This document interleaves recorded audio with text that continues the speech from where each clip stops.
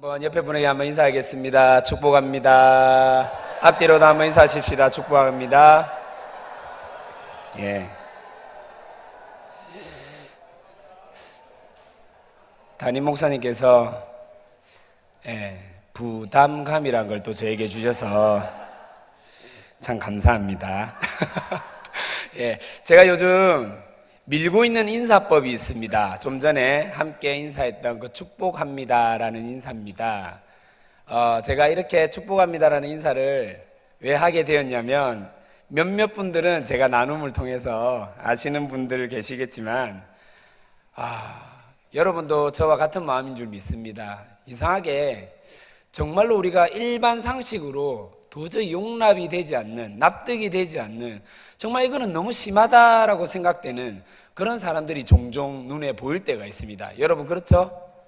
예, 혹시 여러분은 그렇지 않습니까? 예, 저도 한 번씩 그렇게 될 때가 있긴 한데, 아무튼 상식적이지 않는 그런 사람을 만날 때마다 안 그래야 되는데 저도 모르게 불쑥불쑥 이렇게 분노 게이지가 올라옵니다. 예, 그러다 보면 저도 모르게 제 입에서 그 사람에 대한 좋은 말보다 거친 말들이 참 많이 튀어나올 때가 많았던 것 같습니다. 특히 운전할 때, 그리고 동감하시죠?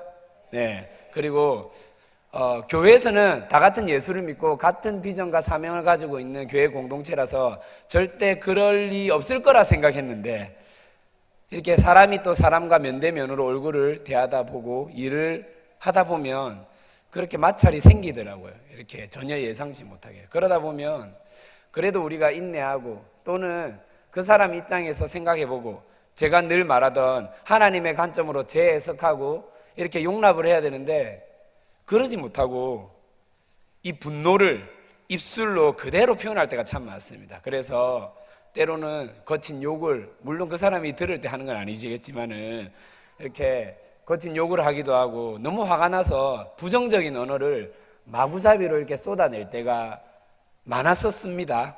네, 많았었습니다. 그러다가 묵상을 근래 하는데, 예수님을 묵상하는데, 예수님은 단 한 번도 정면으로 똑같이 자신을 욕하고 비방하고 자신을 죽이려고 했던 그 사람들에 대해서 동일한 방법으로 대응하지 않더라고요. 예, 말씀으로 아주 정리정돈하여 깔끔하게, 무력으로 대적하지 않고 깔끔하게 하나님 주신 마음으로 그 사람의 마음을 돌이키든, 아니면 갖고 있는 하늘의 지혜로 아주 당당하게 대적하는 모습을 보면서 나는 그게 잘 안 되는데 어떻게 하면 좋을까 고민을 하게 되었습니다. 그러다가 제가 할 수 있는 것은 참는 거는 잘 안 되겠고, 그러면 좋다, 그 사람 욕하기 전에 내가 한번 축복을 먼저 하고 그 다음에 욕을 해야 되겠다, 이런 적용이 제 가운데 2주 전부터 생겼습니다. 그래서 욕이 먼저 나오는 사람의 얼굴을 딱 보는 순간 축복합니다 라고 하고 난 뒤에 그 다음에 욕을 하는 거예요. 이해가 되시죠? 다시 한번 인사하겠습니다. 여러분 축복합니다. 자, 앞뒤로 인사하십시다. 축복합니다. 네. 네. 어떤 마음인지 아시겠습니까, 여러분? 근데 놀라운 사실은 축복합니다가 먼저 나오는 순간 이 부정적인 언어는 온데간데 없이 사라지는 놀라운 역사가 일어난다는 것입니다. 할렐루야. 예, 이게 진짜 하나님 주신 우리에게 큰 선물인 것 같습니다. 예, 진짜 영혼을 영혼 그대로 하나님이 보는 관점으로 축복하며 살아가는 우리 함께하는 교회 성도님들 되시기를 진심으로 축복합니다. 오늘 본문 말씀 주제가 한번 따라하겠습니다. 멋이 중언디. 예, 어디서 많이 들었던 단어죠? 어디서 들었던 대사죠? 예, 맞습니다. 아주 유명한 영화의 한 대사인데, 오늘 읽었던 본문의 배경이 이렇습니다. 엘리 제사장이라는 사람이 있었습니다. 이 사람의 전후의 배경이 어떠냐면, 이스라엘 백성들이 타락할 대로 타락하였습니다. 제사장은 물론 제사장의 아들까지 타락하였습니다.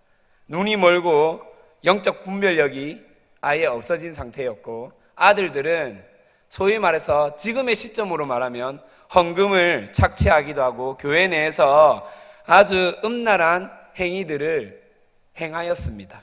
이스라엘이 얼마나 죄악에 물든 상태인지를 잘 나타내는 대표적인 사례를 이 성경에 나타내고 있습니다. 그리고 이때 블레셋과 전투가 있었는데 이스라엘이 지게 됩니다. 그리고 다시 왜 졌을까? 우리가 왜 지지? 우리는 하나님의 백성인데 라고 이스라엘의 장로들과 백성들이 의논을 하다가 결정한 게 있습니다. 그것은 바로 우리가 법궤를 들고 가자. 법궤를 들고 가면 이길 것이다. 그래서 엘리 제사장의 아들 홈니와 비나스가 이 법궤를 담당하는 그런 사람들이었는데, 이 홈니와 비나스를 포함해서 법궤를 가지고 전쟁터에 다시 나아가게 됩니다. 전쟁을 하였습니다. 어떻게 되었습니까? 네, 지게 되죠. 그리고 법궤를 빼앗기게 됩니다. 여기까지 우리가 너무나 잘 아는 내용입니다. 맞습니까? 네, 그렇죠. 법궤가 여러분 무엇입니까? 법궤가 무엇인가요? 법궤는 하나님의 권능과 임재를 외적으로 보여주는 표징입니다. 표징. 쉽게 그냥 간단하게 설명하면 그냥 하나님을 이렇게 눈으로 볼 수 있는 유일한 어떤 도구, 기구가 구약시대 때는 법궤였다라는 것입니다. 그런데 이 법궤를 빼앗깁니다. 이스라엘에게는 아주 치욕스러운 사건이죠. 당시 전쟁은 사람과 사람이 싸우는 것 같지만은 그 사람, 그 민족, 그 나라가 믿는 신과 신이 싸우는 전쟁이라고 해서 이 전쟁을 뭐라고 하냐면 성전이라고 합니다. 우리가 말하는 그 성전의 개념이 아니라 싸움의 성전을 말하는 것입니다. 그래서 신들의 싸움이라고 하는데, 특별히 이스라엘은 창조주 하나님과 이방 우상 신들과의 싸움이기 때문에 이 성전에서 당연히 거룩한 전쟁에서 누가 이길 거라 예상합니까? 당연히 이스라엘이죠. 왜냐하면 모든 신 위에 뛰어난 신, 모든 창조주 하나님의 절대자, 권능자 하나님이 이스라엘 백성의 신이었기 때문에 당연히 이길 것이라 예상하는데, 소위 블레셋과 전투에서 주어 터지게 됩니다. 그렇죠? 네. 마치 여러분 기억하실지 모르겠는데 작년 아시안 게임 때 저희 나라에서 야구 이 프로 출신들의 야구팀을 이렇게 모아가지고 드림팀을 만들었거든요. 그래서 아시안 게임에 출전을 했습니다. 누구랑 붙었냐면 낮에는 열심히 일하고 은행 일하고 노가다 일하고 저녁 때 공점 던지는 대만 선수들하고 경기를 했습니다. 누가 이겨야 됩니까? 우리나라가 이겨야 되죠. 근데 누가 이겼다고요? 결론은 대만이 이기게 됩니다. 예, 아주 충격적이었죠. 예, 댓글에 너가 프로가부터 시작해가지고 나도 이기겠다 이런 말들 얼마나 많았습니까? 그랬는데 강대국 애굽을 물리친 히브리인들의 신을 의미하는 법궤가 왔다는 소식에 사실 블레셋 사람들은 몹시 떨고 있었거든요. 그럼에도 불구하고 이 블레셋인들이 이스라엘 백성들을 물리치게 됩니다. 이기게 된다는 거죠. 성전인데 거룩한 전투인데 이길 수밖에 없는 전쟁인데 졌다는 것입니다. 그리고 이 법궤는요 약 블레셋에 7개월 동안이나 있다가 도저히 블레셋에서 감당이 안 되어서 다시 이스라엘로, 오늘 특별히 지명 나오죠, 기랏 여아림에 오게 된 것입니다. 다시 한 번 더 법궤의 여정을 좀 설명을 드리면, 법궤는 처음에 성소가 있는 실로라는 지역에 있었습니다. 그래서 장로들과 이스라엘 백성들이 전투에 우리가 전쟁에 법궤를 들고 가자 해서 에베네셀이라는 지역에서 전투를 하게 되는데 거기서 뺏기게 됩니다. 그래서 법궤가 블레셋 땅에 들고 들어가는데 처음에 다곤, 물고기 머리 모양과 사람 몸, 반은 물고기 반은 반은 사람, 그렇죠? 예, 그래서 거기 신전에 가게 됐는데 계속해서 막 그 다곤 신상이 엎드려지고 막 이래가지고 다시 어디로 옮겨지냐면 가드라는 지역으로 블레셋 땅입니다. 가드라는 지역에 옮겨지게 됩니다. 예. 근데 웬걸요? 법궤가 있는 곳에 전염병이 막 돌기 시작합니다. 블레셋 사람들이 죽어난다는 거죠. 그래서 다시 에그론이라는 지역으로 옮겨지다가 도저히 감당이 안 돼서 이스라엘 땅인 베세메스로 옮겨지게 되고, 베세메스에서는 또 실수로 이스라엘 사람들이 법궤를 들여다보다가 약 5만여 명의 사람이 또 죽게 됩니다. 그래서 어떻게 해주십시오 하다가 지금 오늘 기랏 여아림으로 오게 되는데, 지금 법궤가 온 지 몇 년 됐다고 성경에는 말하고 있습니까? 몇 년 됐다고 말하고 있나요? 20년이 되었다라고 이야기를 하고 있습니다. 놀라운 것은요, 이 법궤를요 이스라엘 사람들이 찾으려고 하지 않았다는 것입니다.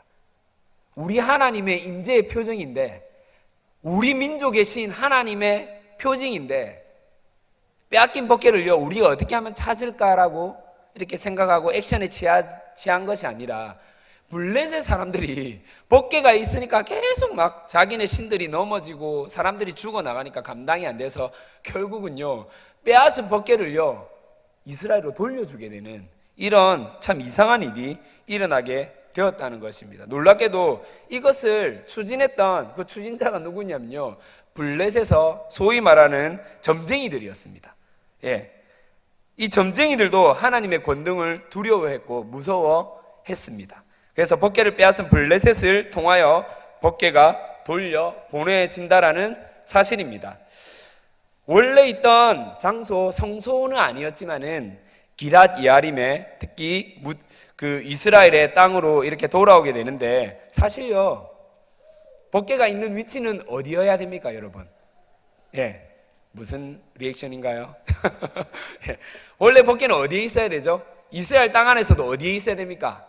우리가 아는 성막 또는 성소, 이제 다윗 시대 때는 성전, 솔로몬 시대죠, 성전. 이렇게 이제 그 위치가 있는데도 불구하고 지금은 성소나 성막이 있는 것이 아닙니다. 성경에 보면, 오늘 성경에 보면 제사장이 아닌 사람의 집 아비나답과 그의 아들 엘르아사를 통해 거룩하게 그리고 구별되게 지켜진다라고 이야기를 하고 있습니다. 제사장이 아닌데도 불구하고 법궤를 지키고 담당해야 될 사람은 분명히 제사장인데 성경에는 주석을 보니 이제 아비나답과 엘르아살은 아마 레위인으로 예상을 하고 있습니다. 이름을 쓰는 이 이름 자체가 레위인의 이름이기 때문에 레위인으로 예상하는데 아무튼 원래 맡아야 될 사람이 맡지 못하고 소위 말해서 대타, 백업이 지금 이 법궤를 맡고 있다라는 사실입니다. 여기까지 이해가 되십니까, 여러분? 예, 제가 사진 하나를 좀 보여드리겠습니다. 혹시 누군지 아십니까? 사진 하나 보여주실 수 있나요? 누군지 아세요? 누구죠? 네, 농구를 좋아하는 사람이면 다 알 겁니다. 주의정이라는 지금은 선수가 아니고 감독, 코치인가? 감독인데 이 선수가 얼마나 우리나라에서는 대단한 사람이냐면 부산 출신이거든요. 참고로 부산 출신인데 부산 출신이고 동아공가 나오고 고려대 중퇴를 했어요. 예, 돈이 없어가지고 중퇴를 해서 프로에 들어갔는데 프로에 들어가자마자 선수 생활을 한 게 아니라 선수로 등록만 해놓고 선수로 뛰지를 못합니다. 왜냐하면 너무 잘하는 선수들이 앞에 있었거든요. 예, 대표적인 선수가 신기성 같은 선수가 있었거든요. 그러다 보니까 경기를 못하게 되는 거예요. 원래는 이 이인규라는 선수가 자기보다 이 앞선 주전으로 있었는데 이 선수가 부상을 당하면서 너무나 감사하게도 이 주의정 선수가 대타로 경기를 뛰게 되는데 소위 말해서 대박을 터뜨립니다. 예, 그리고 우리나라에서 아주 놀라운 농구계의 역사를 만듭니다. 무슨 역사를 만드냐면 유일하게 1000경기 이상을 뛰었고요. 20년 동안 선수 출연을 선수를 생활했어요. 대단한 거죠. 20년 운동선수로. 그 다음에 우리나라에서 최고 기록의 어시스트 기록의 보유자입니다. 예, 어마어마하죠. 예. 원래 하지만 주의정 선수는요 백업이었습니다. 백업. 원래 주전도 아니었고 이 선수의 인터뷰를 보니까 이렇게 돼 있더라고요. 그냥 식스맨, 주전이 아니라 식스맨으로 1년에 몇 번이라도 경기만 참여하면 소원이 없겠다라는 사람이었습니다. 그런데 기회를 잡고 정말로 놀라운 결과들을 하나씩 만들게 됐고 지금은 우리나라에서 농구계의 전설이 되어버린 선수가 바로 주의정 선수가 되었다는 것입니다. 여러분, 원래 담당해야 할 사람들이 그 자리, 그 담당하는 것을 지키지 못할 때 하나님은요 또 다른 사람들을 분명히 예비하십니다. 믿으십니까? 예, 저는 이게 맞는지 틀린지 모르겠는데 그냥 우리 교회를 묵상하다가 이런 생각을 해봤습니다. 왜 하나님 함께하는 교회에 이렇게 복을 주십니까? 왜 이 땅에 1800개의 교회가 있는데 2005년도에 왜 함께하는 교회를 하나님께서 세우셔서 이런 놀라운 은혜를 주셨을까라고 생각을 해보았습니다. 저는 분명히 하나님께서 주신 비전과 사명, 다음 세대라는 비전과 사명을 가진 교회가 있었을 거라 확신합니다. 그런데 아마도 어느 교회인지는 모르겠으나 아마 힘들었나 봅니다. 괴물 같고 외계인 같은 그 다음 세대를 품고 감당하기가 안 되겠다. 우린 다음 세대 말고 다 다음 세대나 준비하자. 뭐 이렇게 했겠죠. 아니면 지금 세대나 열심히 할란다라고 생각했겠죠. 그리고 아픈 손가락, 하나님 보시기에 너무나 아픈 손가락인 다음 세대를 위해서 함께 울어주는 사람들, 날 위해서 품고 기도해주는 성도들이 있는 교회에 내가 좀 관심 가지고 싶다. 때마침 하나님께서 수십 년 전에 다음 세대 비전을 가진 한 사람을 세우시고 그 사람을 통해서 교회를 또 일으키고 또 여러분들이 그 비전에 함께 마음이 모아져서 함께하는 교회가 저는 세워졌다라고 생각이 듭니다. 맞으십니까? 네, 그래서 저는요, 우리는 그렇게 생각합니다. 부산에 너무나 잘 나가는 교회, 유명한 교회, 말씀도 잘하는 교회, 물론 저희 담임 목사님이 말씀이 안 좋다는 게 절대 아닙니다. 네, 오해입니다. 저는 저희 교회에 왜 이렇게 은혜를 주셨을까? 알고 보면 우리는 후발주자거든요. 백업 교회란 말이에요. 그렇지 않습니까, 여러분? 우리는 생긴 지 이제 중학생이란 말이에요. 이제 중학생인데 왜 이렇게 하나님께서 은혜를 주셨을까 생각할 때 저는 하나님의 아픈 손가락에 대한 그 마음을 가진 교회이기 때문에 하나님께서 이래 은혜를 주셨다고 생각을 합니다. 그래서 저는 우리 교회는 뭐니 해도 우리 교회의 정체성은 저기 보이시죠? 다음 세대를 준비하는 무슨 교회? 젊은 교회입니다. 우리 교회는요, 그냥 닥치고 다음 세대입니다. 맞습니까, 여러분? 예, 우리는 다음 세대입니다. 그래서 다음 세대가 빠지면 함께하는 교회 정체성이 없어지는 겁니다. 여러분 그렇게 생각하시면 됩니다. 할렐루야. 예, 그래서 다음 세대를 준비하는 함께하는 교회, 예, 계속해서 이 비전과 사명들이 나날이 확장되고 깊어지고 더욱더 커져갔으면 참 좋겠습니다. 여러분, 법궤가 오늘 성경에서 보면 무려 20년 동안 머물게 됩니다. 온 백성이 2절에 보면요, 이렇게 되어 있습니다. 온 백성이 여호와를 사모하였더라. 여기서 사모한다는 말은 뭐냐면 우리가 뭐 사랑합니다, 그리워합니다, 뭐 이런 의미가 아니더라고요. 크게 울고 부르짖고 과거의 잘못을 뉘우치고 하나님 앞에 돌이키는 그 모습이 사모하다라는 단어였다는 것입니다. 그러면 이스라엘 백성들이 지금 하나님 앞에서 다시 한 번 더 울며 부르짖고 기도했다는 것입니다. 20년 이 시간이 걸렸지만은, 비록 시간이 많이 걸렸지만은 이 사모함이 있을 때, 부르짖음이 있을 때, 목 놓아 울 때 드디어 새로운 회복의 역사가 시작된다는 사실을 여러분 기억하시기를 바랍니다. 네, 이제는 더 이상 함께하는 교회가 어떤 감정의 결단이 아니라, 저는 그렇게 생각해 봅니다. 막 뜨겁게 기도하고 분위기 가운데 주님 진짜 이제 제가 새벽기도에 빠지지 않고 나오겠습니다. 수요일 금요일 절대 빠지지 않고 예배드리고 매일매일 묵상하겠습니다. 그 다음날 어떻게 됩니까? 네, 그 다음날 주님 깜빡했습니다. 네, 아이고 오늘 또 묵상 하루만 주님 좀 봐주십시오. 어제 너무 피곤했잖아요. 오후 예배까지 드렸는데, 저는 참고로 1부 예배도 드리고 2부 예배도 드리고 오후 예배도 드렸으니까 3일치 묵상 세이브 시켜놨습니다. 뭐 이렇게 생각하십니까, 여러분? 그렇게 생각하시는 거 없습니까? 네, 그렇다면 진짜 이제 우리는요, 어떤 감정의 결단이 아니라 진짜 이제는 믿음의 결단으로 삶을 살아갈 수 있는 함께하는 게 성도들이 되었으면 좋겠다는 생각이 듭니다. 어떤 결단입니까? 성경에는 이렇게 되어 있습니다. 사모하였더라, 울며 돌이키며 부르짖었다. 근데 이제 결단으로 이어지는데 어떻게 이어지냐면 사무엘이 등장해서 이렇게 얘기합니다. 너가 섬기고 있던, 너가 은연중에 믿고 있던, 너가 세웠던 그 신상, 우상들, 아스다롯과 그 풍류의 신 바알들을 완전히 제거해 버려라 라고 합니다. 그들 가운데 깊숙이 자리 잡고 있던 그 우상들을 완전히 타파해버리는 그런 일들을 시작하는 겁니다. 그냥 울고 끝낸 것이 아니에요.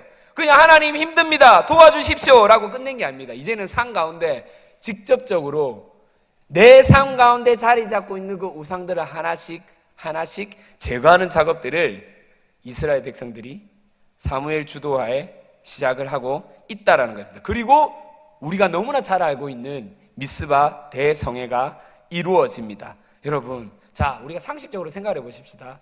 충분히 우리가 20년 동안 이제 20년 만에 돌이키고 기도하고 회개하고 하나님께서 세우신 그 제사장을 통해서 사사를 통해서 너가 이거 타파해야 된다라고 얘기를 들었단 말입니다. 그래서 믿음으로 결단했어요. 아스타라도 없애고 바알도 없애고. 그러면 이제 하나님께서 우리가 예상한 결과가 뭡니까? 하나님께서 이제 무엇을 해줘야 됩니까? 은혜를 주셔야죠. 다시 우리가 잃어버렸던 땅을 찾게 해주든지 아니면 어떤 풍요로움에 어떤 물질을 허락해 주시든지. 그런데 웬걸요? 우리가 모여서 함께 기도하고 예배하려고 하는 그 찰나에 누가 쳐들어옵니까? 블레셋이 쳐들어옵니다. 블레셋이. 예, 우리의 예상과 다른 결과들이 나타나게 된다라는 것입니다. 분명히 회개하고 돌이키면 이제 진짜 잘 될 것 같은데, 저는요 그런 경험을 진짜 많이 해봤습니다. 무슨 경험이냐? 자아상회복 세미나를 갔다 오거나 어떤 우리 청소년 캠프를 너무나 잘 섬기고 은혜 받고 충만하게 집에 돌아와서, 아니면 또 목사님께서 정말로 어떤 뭐 집회 때 이런 우리가 적용들을 해봅시다 뭐 많이 했지 않습니까? 뭐 아내를 섬기시고 자녀들을 뭐 하고 이렇게 그래 기쁜 마음으로 이제 수고했지, 너무너무 힘들었지, 뭐 이렇게 집도 오래 비었으니까 이제 들어가가지고 그런 얘기를 하려고 하는데, 집에 딱 들어가는 순간 여러분 그 느껴지는 냉기, 말도 못 붙이는 그런 기분, 어떤 느낌인지 아세요? 느낌적인 느낌 아세요 여러분들? 예, 집은 난장판에 초토화가 되고 있고 아이고 여보 고생했지 이런 분위기가 아닌, 그러면서 도저히 나의 적용은 온데간데 없고 예수님과 승천하듯 날아가 버린 그런 상황 가운데 이거 어떻게 해야 됩니까 주님? 그러면서 어느 순간에 저 역시도 동일하게 그 분위기에 휩싸여서 나의 감정이 또 주인이 되어버리고, 예, 너무 무서운 분이다 보니까 결국 만만한 아이들한테 모든 화풀이를 다 해버리는, 예, 그런 상황들. 여러분 어떤 느낌인지 아세요? 우리 청년들은 곧 그런 일들이 일어날지어다. 예. 예, 아마 곧 그런 일들을 경험하게 될 것입니다. 예. 이런 일들이 너무나 비일비재했단 말이에요. 신앙생활 할 때 분명히 회개하고 은혜 받으면 뜻대로 될 줄 알았는데 그게 아니라는 거예요. 예, 너무 답답한 거예요. 근데 제가 이런 말씀들을 깨닫고 나서 이제 돌아갈 때 어떤 마음이 드는지 압니까? 하나님, 혹시나 예전과 같은 상황이 온다 할지라도 담담하게 축복하는 자세로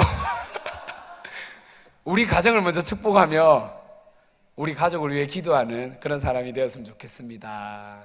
내 예상대로 분명히 되지 않을 거라 확신합니다. 제가 이미 그렇게 예상을 하고 갑니다. 그러면 아니나 다를까 너무나 정확합니다. 할렐루야. 그러면 근데 놀랍게도 제가 그런 마음을 먹었을 때 참 저희 집이 완전하진 않죠. 아름답게 회복되고 있다는 사실입니다. 믿으시길 바랍니다. 의심하지 마시고 믿으세요. 예, 그렇게 됩니다. 자, 예, 아무튼 그런 일들이 일어나게 됩니다. 여러분, 우리의 예상과 다른 결과가 나온다 할지라도 사무엘과 이스라엘 백성들은요 다시 하나님 앞에 울부짖고 목 놓아 기도하는 것을 타협하지 않습니다. 겁먹고 도망가거나 보세요 시키는 대로 했는데 왜 이래 됐습니까? 라고 따지거나 불평하지 않습니다. 오히려 사무엘에게 우리 대신에 빨리 하나님께 기도해 주십시오, 빨리 양을 잡아 주십시오, 예배 드려 주십시오, 이렇게 하거든요. 놀랍게도 하나님은 초자연적인 일들을 통해서 급 마무리를 시켜버립니다. 이 결과는 울부짖는 백성 가운데, 예배드리는 백성 가운데 이런 일들이 나타났다는 것입니다. 여러분 함께하는 교회에 오신 지 얼마나 되셨습니까? 뭐 많게는 14년, 오래 다니신 분은 14년 됐겠죠, 그렇죠? 또 1년 미만이신 분들도 계실 거라 생각합니다. 우리 교회에 머문 시간이 주어진 가장 큰 은혜는 바로 무엇이냐면 하나님을 사모하는 것입니다. 무엇이라고요? 하나님을 사모하는 것. 다시 풀이하면 목 놓아 울며 부르짖는 은혜가 있다는 것입니다. 믿으십니까? 증거를 보여드릴까요? 여러분 앞에 놓여져 있습니다. 그 증거가 무엇이 보입니까? 예, 각티슈 아니고 우리 다경 간사가 알려주더라고요. 갑티슈랍니다. 갑티슈. 예, 갑티슈가 그 증거입니다.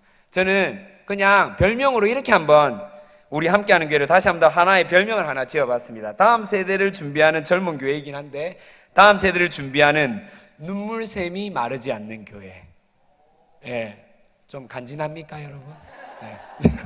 예, 예, 눈물샘이 마르지 않는 교회가 되기를 진심으로 축복합니다. 더 이상 블레셋이라는 환경에 우는 백성이 아니라 과거 출애굽 바로와 애굽의 환경에 우는 백성이 아니라 지금 현재 여러분의 직장 문제 때문에, 진로 문제 때문에, 가정의 환경 때문에 물론 울 수도 있겠지만은 그것이 이제 주가 아니라 진짜 무엇이 중요합니까? 무엇이 중요합니까? 하나님 나라 때문에 이제 좀 교회에서 하나님 이 백성들을 보니, 이 영혼들을 보니 너무나 마음이 아픕니다. 이 땅을 보니 너무나 가슴이 아픕니다. 함께 우는, 함께 울어줄 수 있는 그런 교회 공동체가 되었으면 참 좋겠습니다.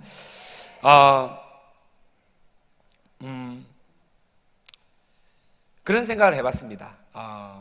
법계가요 20년 동안 기랏 이하림에 있었는데 실제로 법계의 자리는 아까 제가 어디라고 했죠?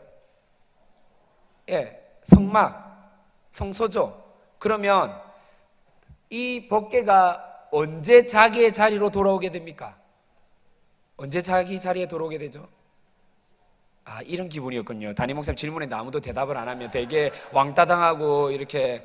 그럼 언제 다 아시잖아요. 언제 돌아오게 됩니까? 다윗 시대 때 그 바지 벗기지면서 막 춤추고 했던 그거란 말이에요. 그러면 생각해 보세요. 블레셋의 법궤가 빼앗기고 다윗 때 법궤가 다윗의 장막으로 들어오는 이 공간이 지금 성경에 나타난 20년이 아니라는 겁니다. 몇 년일까요? 대충 되게 오래됐겠죠. 성경에는 대략 학자들마다 좀 차이가 있는데 최소한 70년 이상으로 잡고 있습니다. 그러면요, 그 사이에 이스라엘의 왕이 있었습니까? 없었습니까? 없었어요? 있었죠. 다윗 전에 왕이 있었지 않습니까? 누굽니까? 사울 왕이 있었잖아요. 사울이 이스라엘 몇 년 통치합니까? 어떻게 알았어요? 40년인지. 할렐루야. 자, 40년을 통치한단 말이에요. 자, 여러분들 보세요. 사울이 왜 법궤를 찾을 생각을 안 했을까요? 왜 법궤를 찾을 생각을 안 했을까요? 뭐 여러 가지 이유가 있겠죠. 뭐 실로가 뭐 여러 이 이방 민족에 의해서 파괴되고 성소가 성소의 역할을 제대로 못해서 놔둘 데가 없어서 뭐 그런 핑계도 되겠지만은 저는 그런 생각을 해보았습니다. 사울은요 처음에는 안 그랬는데 하나님을 바라보지 않고 사람을 바라봤거든요. 다시 사울은요 하나님을 바라보지 않고 다윗을 쳐다봤거든요. 맨날 열등감에 있는 거예요. 다윗이 어떻게 될까? 다윗이 또 내 자리를 넘보지 않을까? 근데 다윗은요 누구를 바라봤냐면 하나님을 바라봤거든요. 자, 말씀을 마무리하려고 합니다. 은혜가 있죠, 여러분? 없습니까? 은혜가 있을 때까지 한번 해볼까요?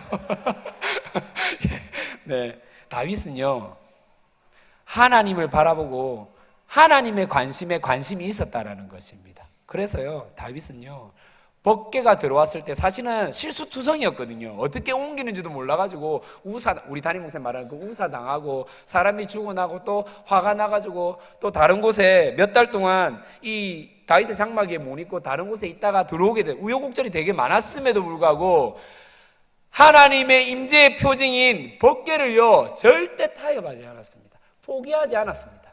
끝까지 그 법궤를요 데리고 오고야만은 그런 행동을 취하게 되었다라는 것입니다. 여러분, 정말 무엇이 중요합니까? 진짜 무엇이 중요합니까? 우리가 생각할 때 그러면 법궤가 없을 때 다윗은 하나님과 동행하지 않았습니까? 아니요, 동행했죠. 그런데도 왜 법궤를 찾으려고 했습니까? 아까 말했지 않습니까?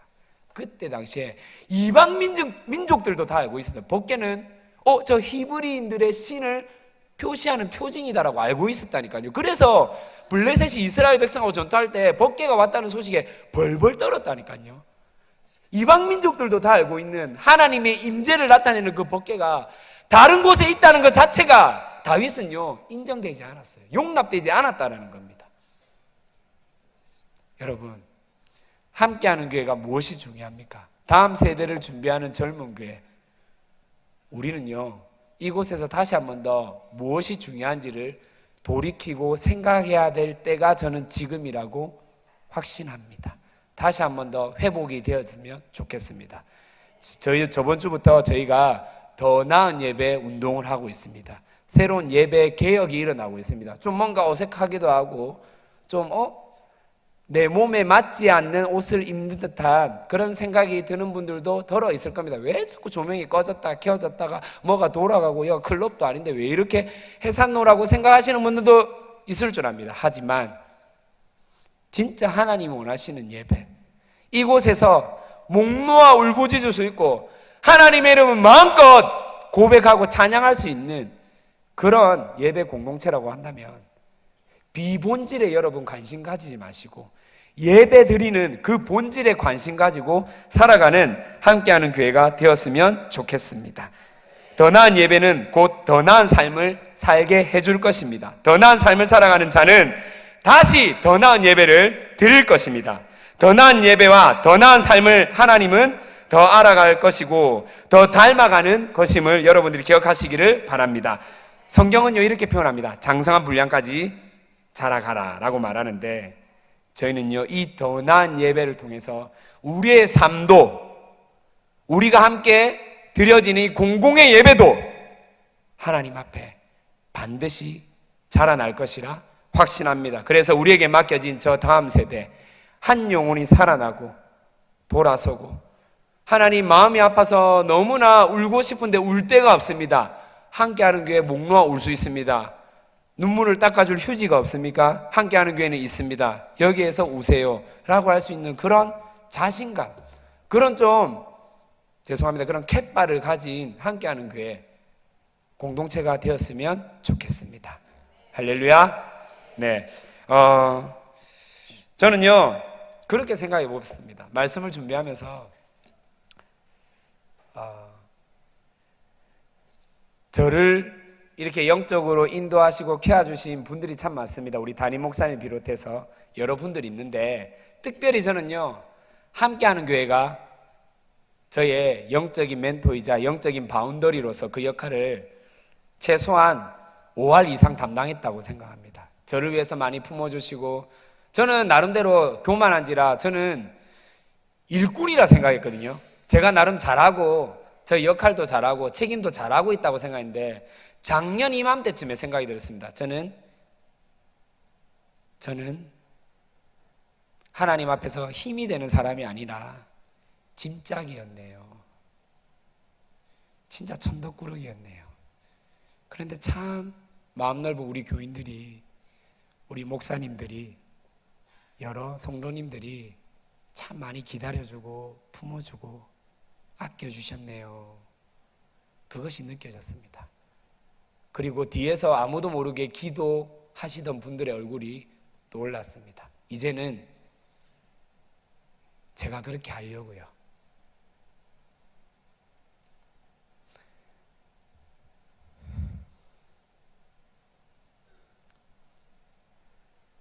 기도하겠습니다.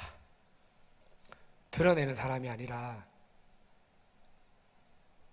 자리를 지키고 영혼을 위해서 진짜 짐짝으로 삶을 살아가는 사람이 아니라 하나님 앞에 힘이 되어서 하나님이 세우신 교회의 힘이 되어서 눈물샘이 마르지 않는 그런 함께하는 교회 교육자다운 교육자가 되어서 함께 기도하도록 하겠습니다. 감사합니다.